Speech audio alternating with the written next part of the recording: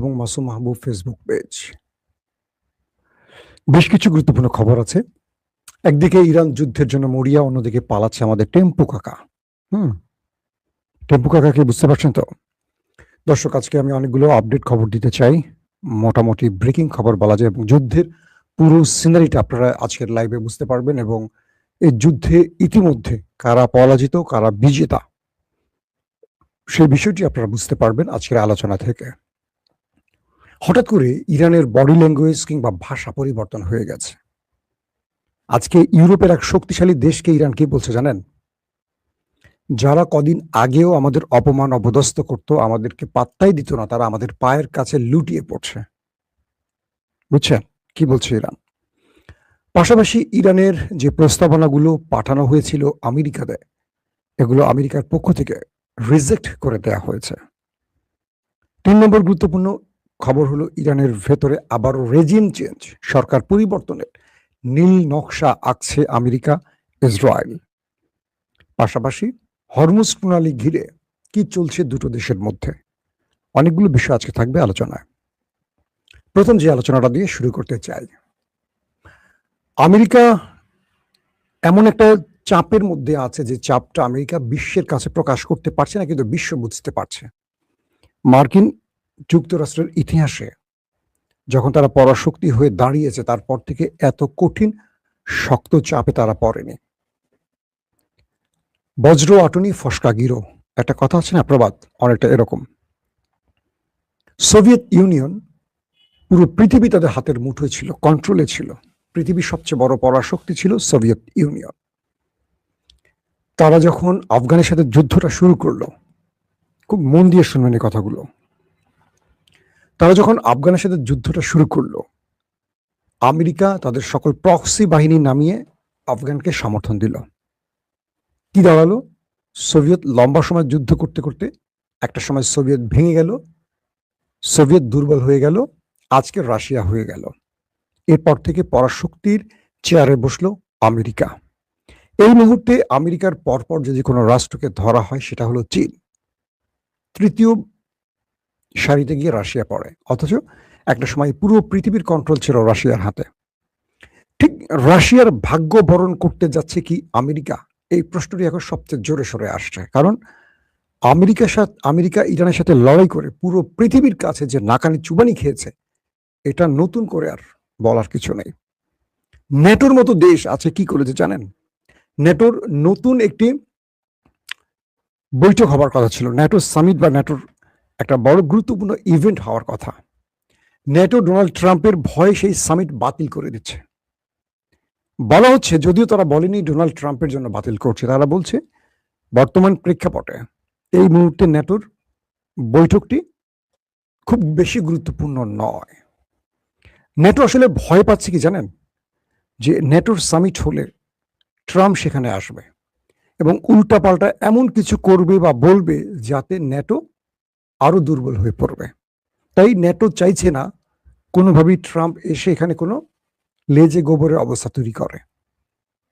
তো ন্যাটোর মতো একটি সংস্থা ট্রাম্পের কারণে তাদের সামিট যদি বাতিল করে, তাহলে বাকিটার কি বলার থাকে? যে ন্যাটোর মূল শক্তি হলো আমেরিকা। অর্থাৎ ইরানে 40 দিনের যে অভিযান চালিয়েছিল আমেরিকা ইসরায়েল, এই 40 দিনের অভিযানে ইসরায়েল এবং আমেরিকা ভেতর থেকে ব্যাপক দুর্বল হয়ে পড়েছে। বলা হচ্ছে আমেরিকার মতো পরাশক্তি তাদের বিশাল মিসাইল ভান্ডার শেষ করে ফেলেছে, তাদের অস্ত্র ভান্ডার অনেকটা খালি করে ফেলেছে এক ইরানের বিরুদ্ধে লড়াই করতে গিয়ে।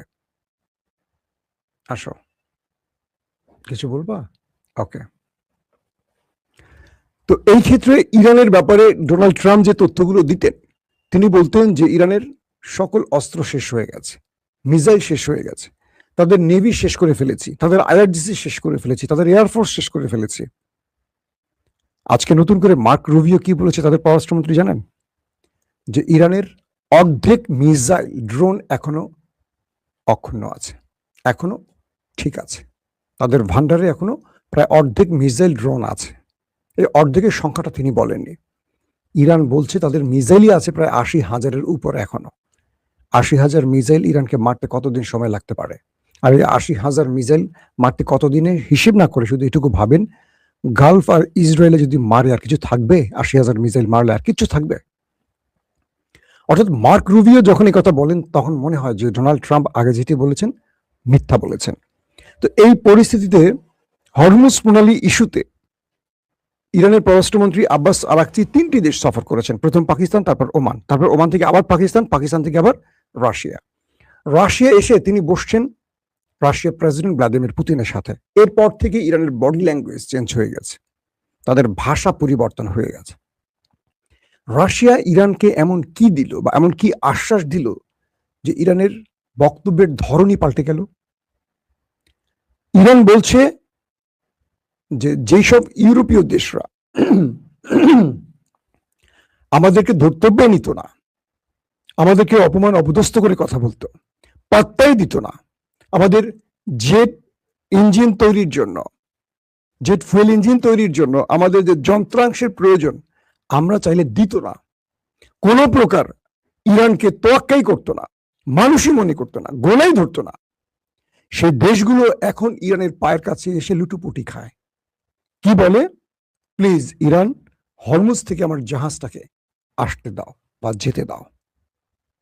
ইরান বলছে এটা হলো ইরানের অর্জন।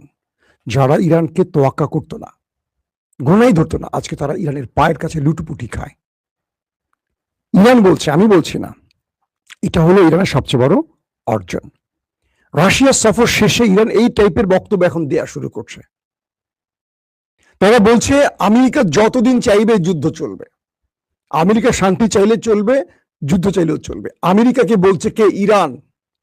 তার মানে ইরান আর তোয়াক্কা করছে না, আমেরিকা ইসরায়েলকে। পুরো মধ্যপ্রাচ্যে আমেরিকা তার সকল শক্তিকে জড়ো করছে ইরানের বিরুদ্ধে লড়াই করতে। ইরান পাত্তাই দিচ্ছে না। ইরান শুধু বলছে তুমি একটা মিসাইল মারো, আমি তোমার মিত্রকে 10টা মারবো। তুমি আমার তেলকূপ ধ্বংস করবে, আমি ওদের তেলকূপ 10টা ধ্বংস করব, ওদেরকে পথের ফকির বানিয়ে ছাড়বো।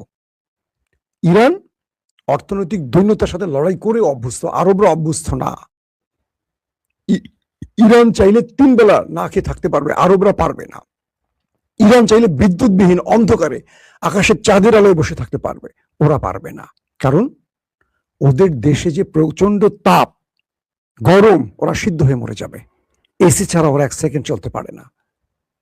ওদেরকে সেইভাবে শেষ করা হবে যদি ওদের ভূমি থেকে ইরানে একটি আক্রমণ হয়। আমেরিকাকে চোখে চোখ রেখে ইরান বলছে, ভাবা যায়। এই মুহূর্তে ইরান চাইছে আমেরিকাকে সোভিয়েত ইউনিয়নের মতো ভেঙে রাশিয়া বানাতে। পৃথিবীর বহু দেশ ইরানের এই অবস্থাতে তারা রীতিমতো অবাক হয়ে গেছে যে ইরান কি করে আমেরিকাকে পাত্তাই দিচ্ছে না। ডোনাল্ড ট্রাম্প রেড টেলিফোনের কাছে বসে আছেন, ঘুমোচ্ছেন না, একটা টেলিফোন আসবে ইরানের পক্ষ থেকে। তিনি শুধু চাচ্ছেন ইরানের পক্ষ থেকে একটি টেলিফোন আসুক, একটি স্রেফ, শুধু বলুক ট্রাম্প যুদ্ধটা বন্ধ করো। তিনি গণমাধ্যমে বলবে আমাকে ইরান অনুরোধ করেছে যুদ্ধ বন্ধের জন্য, আমার বিজয় হয়েছে, বিজয় হয়েছে, আমি জিতে গেছি, ট্রফি আমার, খেলা শেষ, যুদ্ধ বন্ধ করে দেবে ট্রাম্প। কারণ কয়েক মাস পর মধ্যবর্তী নির্বাচন ট্রাম্পের, ট্রাম্প হেরে যাচ্ছেন। এক ইসরায়েলের ফাঁদে পা দিয়ে ইরানের বিরুদ্ধে লড়াই করতে এসে ট্রাম্পের জনপ্রিয়তা একদম ধপাস করে নিচে নেমে গেছে। ট্রাম্প এই নির্বাচনে জিততে না পারলে সবচেয়ে বড় ধাক্কাটি খাবে মার্কিন ইতিহাসে কোনো প্রেসিডেন্ট, এবং আগামীতে কোনো মার্কিন প্রেসিডেন্ট ইরানের বিরুদ্ধে লড়াই করার আগে 14 বার চিন্তা করবে না, 28 বার চিন্তা করবে। ইরান এই ধাক্কাটি আমেরিকাকে দিতে চাচ্ছে, কল্পনা করতে পারেন? আজকের আরেকটি গুরুত্বপূর্ণ খবর কি জানেন? ইরানের একজন প্রফেসর, তেহরান বিশ্ববিদ্যালয়ের একজন প্রফেসর হাসান আহমেদ, তিনি খুব পাওয়ারফুল একজন লেখক, কলামিস্ট, ভাষ্যকার, রাজনৈতিক বিশেষজ্ঞ যেটাই বলি, এবং রাষ্ট্রীয় অথবা এস্টাবলিশমেন্ট বা আইআরজিসির খুব ঘনিষ্ঠ লোক হিসেবে বিবেচিত এই হাসান আহমেদ, তিনি তার একটি বক্তব্যে আজকে বললেন আমেরিকা ইসরায়েল নতুন আরেকটি পরিকল্পনা তৈরি করছে। সেই পরিকল্পনাটি হলো ইরানের রেজিম চেঞ্জ ঘটানো।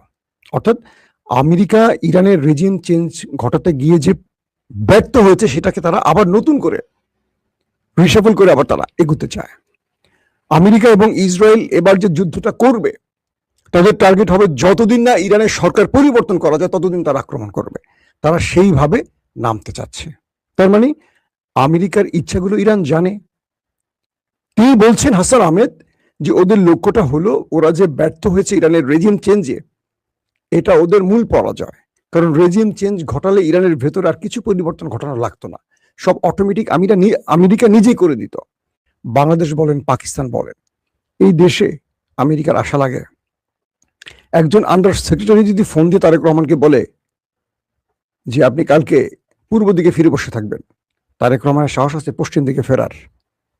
মনে হয় এক ভারত কি তো ভয় পায়, যে কারণে জুলাই সনদ থেমে গেছে, যে কারণে সংবিধান পরিবর্তন থেমে গেছে, যেই কারণে গণপরিষদ থেমে গেছে, যেই কারণে আমাদের দীর্ঘদিনের যেই আলোচনা জুলাই সনদ নিয়ে বা আমাদের বিভিন্ন সংস্কার নিয়ে সব থেমে গেছে।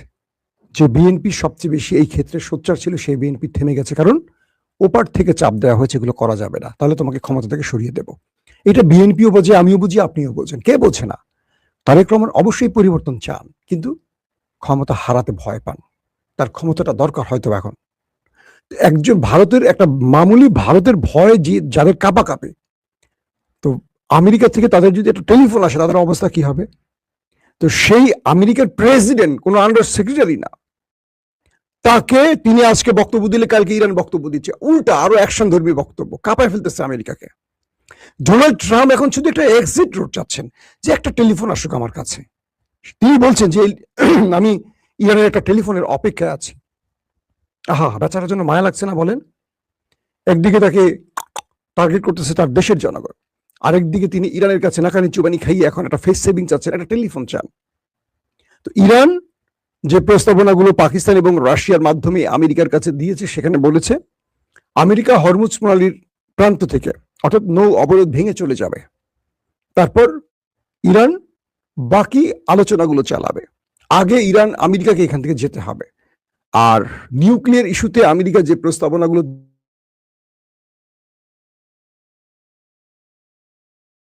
ইস্যু নিয়ে আমাদের আলোচনা হবে, আমেরিকার উপর নিষেধাজ্ঞা প্রত্যাহার এগুলো নিয়ে আমাদের আলোচনা হবে। কি ইরানের উপর নিষেধাজ্ঞা প্রত্যাহার, ইরানের অর্থ ফেরত আনা, মানে যতগুলো 10টা শর্তের 9টা শর্ত নিয়ে আমরা আলোচনা করব, বা 10টা নিয়েই করব। তারপরে যদি সময় সুযোগ হয় আমরা নিউক্লিয়ার নিয়ে আলোচনা করতে পারি। মানে ইরানের টাইপটা বুঝতে পারছেন? মার্ক রুবিও বলছে যে না, তোমাদের এই প্রস্তাবনা রিজেক্ট, মার্কিন পররাষ্ট্রমন্ত্রী। তার মানে ইরানও খেলছে, আমেরিকা বুঝতে পারছে ইরান আমাকে বিশ্বের কাছে নত করে দেখাতে চায়। আমেরিকা বুঝতে পারছে যে ইরানের মূল টার্গেট হলো আমাকে সোভিয়েত ভেঙে রাশিয়া বানাবে, সেই কাজটি করছে। আমার অর্থনীতিকে, আমার ডলারকে পতন ঘটিয়ে ইউয়ানকে উঠাবে, আমার বিশ্বের যে খবরদারির ক্ষমতা সেটাকে লুপ্ত করতে চায়, আমাকে মধ্যপ্রাচ্য থেকে বের করে দিতে চায়। তো ইরান এটা করতে চায়, আমেরিকা এটাকে রক্ষা করে ইরানের সাথে একটা ফেস সেভিং চায়, কিন্তু ইরান রাজি না। তার মানে কি, এই যুদ্ধে বুঝতে পারছেন ইরান এখনো মাঠে আছে, আমেরিকা পালাতে চায়, একদম ডাইরেক্ট হিসেবে। আসেন, এখন যে বিষয়টি তৈরি হয়েছে যে আজকে গত রাতে ডোনাল্ড ট্রাম্প গুরুত্বপূর্ণ মিটিং করছেন তার জরুরি ক্যাবিনেট নিয়ে। সেই ক্যাবিনেটে তিনি ইরানের বিরুদ্ধে কি করবেন না করবেন, যুদ্ধের পুরো বিষয় নিয়ে আলোচনা করেছেন। হয়তো আজকে ঘুম থেকে উঠে তার কিছু বক্তব্য আমরা পাবো।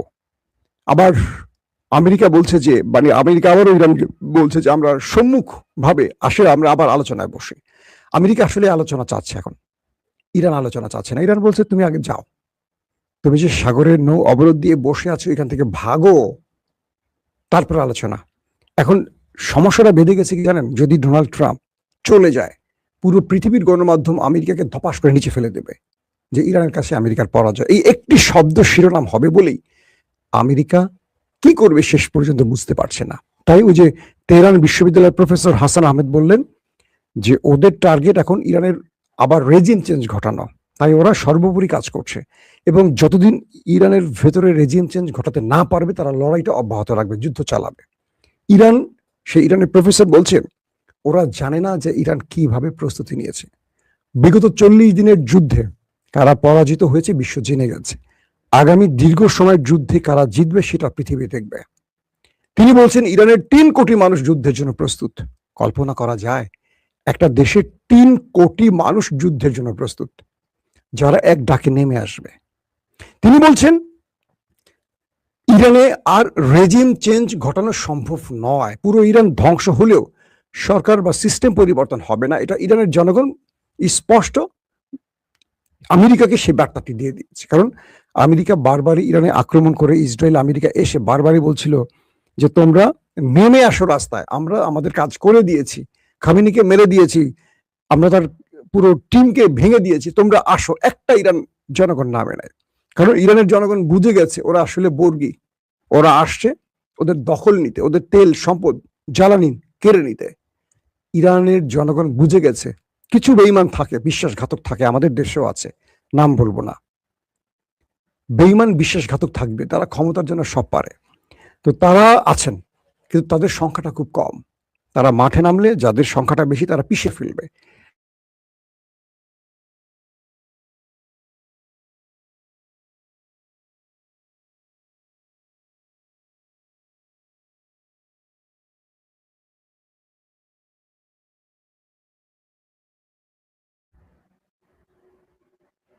তো এই মুহূর্তে মূল জায়গাটা থেমে গেছে, ইরান পুরোপুরি ক্রিজে আছে ব্যাট হাতে, কিন্তু ট্রাম্প বল করতে চাচ্ছে না। বল করলে ছক্কা অথবা 4 মারবে, মাঠের বাইরে চলে যাবে। ট্রাম্প আউট করার সুযোগটি পাচ্ছেন না, না গুগলিতে, না ইয়র্কারে, না স্পিনে, না প্রেস, কোনোটাই পারছেন না। তাই ট্রাম্প আরেকটি আলোচনা চাচ্ছে ইরানের সাথে। দর্শক, আজকের মতো বিদায় নিচ্ছি। ইনশাল্লাহ আজকে আরো কয়েক দফা আপনাদের সামনে হাজির হব। সেই পর্যন্ত ভালো থাকবেন। অনেকে একজন প্রশ্ন করছেন আমার মেয়ে কেমন আছে। আমার মেয়েটা আলহামদুলিল্লাহ এখন কিছুটা ভালো আছে, তার মা তার সঙ্গে আছে। তারপরও আমি আপনাদের কাছে ছুটে আসছি, এসে আমি খবর দিয়ে আবার চলে যাচ্ছি, এরকম একটা দৌড়ঝাঁপের মধ্যে আছে। তো সবাই ভালো থাকবেন। আমার মেয়ের জন্য, আমার সন্তানদের জন্য, আমাদের সবার জন্য দোয়া করবেন। আল্লাহ হাফিজ। ওপেন দাইস মানে সত্যকে সত্য বলা, মিথ্যেকে মিথ্যে বলা। আমরা শোনা কথা নয়, চোখে যা দেখি তাই বলি।